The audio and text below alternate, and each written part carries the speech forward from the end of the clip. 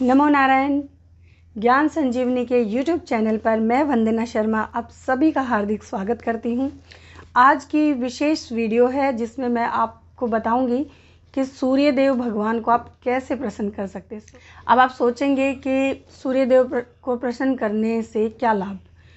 जीवन में जितनी भी परेशानियां हैं, अगर आप यश चाहते हैं, मान सम्मान, सरकारी कार्य में सफलता, प्रशासनिक सेवा में सफलता, तो ये सब आपको सूर्य भगवान देते हैं। और उन्हीं सूर्य देव को प्रसन्न करने का उपाय मैं आज आपको बताती हूँ। आदित्य हृदय स्तोत्रम के बारे में भी हम पूरी जानकारी लेंगे कि इसका महत्व क्या है, कहाँ से आया इत्यादि। तो आइए शुरू करते हैं आज की वीडियो। यदि आपने चैनल को सब्सक्राइब नहीं किया है तो पहले कर लें। आदित्य हृदय स्तोत्रम सूर्य देव को प्रसन्न करने के लिए है और इसमें सूर्य देव के लिए ही मंत्र हैं, क्योंकि सूर्य देव नित्य उदय होने वाले भगवान हैं जो पूरे संसार के स्वामी हैं। आदित्य हृदय स्तोत्रम वाल्मीकि रामायण के युद्ध कांड में 105वां सर्ग है, जिसमें कुल 30 श्लोक हैं और जिसको 6 भागों में बांट सकते हैं।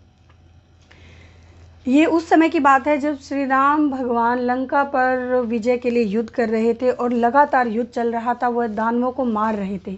उसी समय रावण भी उपस्थित हो गया और तब अगस्त्य ऋषि ने श्री राम जी को एक गोपनीय स्रोत बताया सूर्य देव के मंत्रों का और सूर्य देव का आह्वान करने के लिए कहा।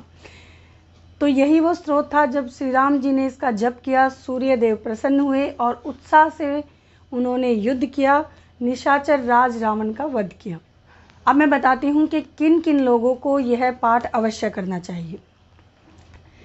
जितने भी ऐसे व्यक्ति हैं जिनको नेत्र रोग, हड्डियों का रोग इत्यादि है, उन लोगों को, जो अपने जीवन में अपयश का शिकार हैं, जिनको किसी तरह भी सफलता नहीं मिल रही है, उन लोगों को अवश्य करना चाहिए।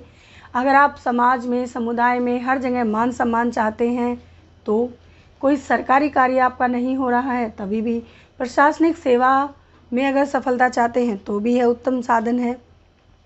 इसके अतिरिक्त यदि पिता पुत्र में नहीं बनती है, उसके लिए मुकदमे इत्यादि में विजय चाहते हैं, तो कुल मिलाकर आप इतना जान लीजिए कि हर तरह से विजय दिलाएगा आपको आदित्य स्तोत्रम। क्योंकि ये आप अवश्य ही जानते होंगे कि सूर्य भगवान हमें शुभ फल देते हैं जब वह हमारी कुंडली में अच्छी पोजीशन पर होते हैं, और यदि वो उनकी पोजीशन स्ट्रॉन्ग नहीं है तो हम उपाय करते हैं। हाँ, ये बात बिल्कुल सही है कि सब हमारा ये कर्म का फल होता है। जितनी भी सफलता है, सफलता, अपयश या यश हमें मिलता है, परंतु याद रखिए कुछ उपाय करके हम इस अशुभ फल को शुभ फल में बदल सकते हैं, यदि आपकी निष्ठा और विश्वास है तो, और नित्य निष्ठा और विश्वास से ये उपाय किए जाएं तो। उन्हीं में से सूर्य देव को प्रसन्न करने का सर्वोत्तम साधन आदित्य हृदय स्तोत्रम है। प्रत्येक कुंडली के हिसाब से इसका अलग अलग फल होता है और उसी हिसाब से आपका लाभ भी अलग अलग होता है।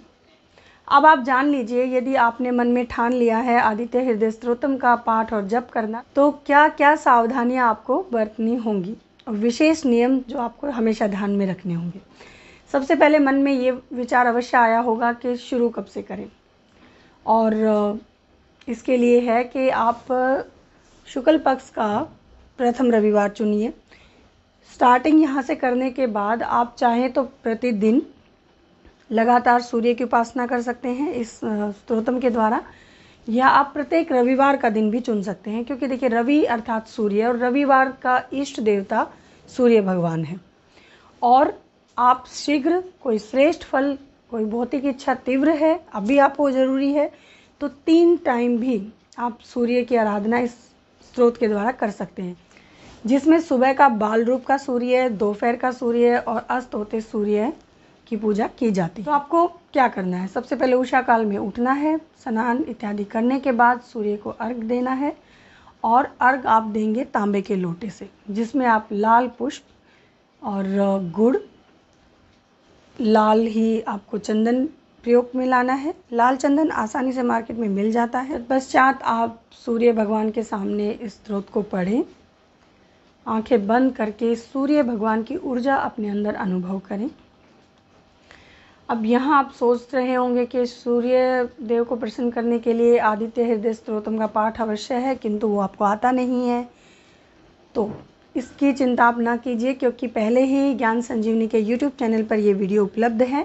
थोड़े दिन आप उसको सुनकर कीजिए, फिर आपको अवश्य ही वो याद हो जाएगा, और आपके पास पुस्तक है तो आपको शुद्ध उच्चारण आ जाएगा। आप शाकाहारी हैं तो कोई समस्या ही नहीं है। यदि आप मांसाहारी हैं तो जब तक आप स्त्रोत का पाठ और जप करेंगे आप मांसाहार का सेवन नहीं करेंगे।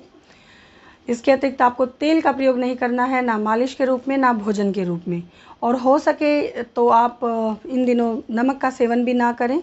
और रविवार को, प्रत्येक रविवार को यदि आप कर रहे हैं तो रविवार का व्रत रखना बहुत उत्तम होता है। रविवार के व्रत की भी संपूर्ण विधि मेरी अगली वीडियो में है, जिसमें आप जान पाएंगे कि उस दिन व्रत के साथ साथ आप आदित्य हृदय स्तोत्रम का पाठ करके कैसे जल्दी आप अपनी मनो इच्छा पूरी कर सकते हैं। तो ये थी जानकारी आदित्य हृदय स्तोत्रम की, बहुत ही सरल भाव में, ताकि प्रत्येक सामान्य व्यक्ति इसका लाभ उठा सके। और कुछ यदि आपको जानना है तो कृपया आप कमेंट कर दें, आपके सवालों के जवाब मिल जाएंगे। तो ज्ञान संजीवनी परिवार की तरफ से आप सभी का सहृदय धन्यवाद। नमस्कार।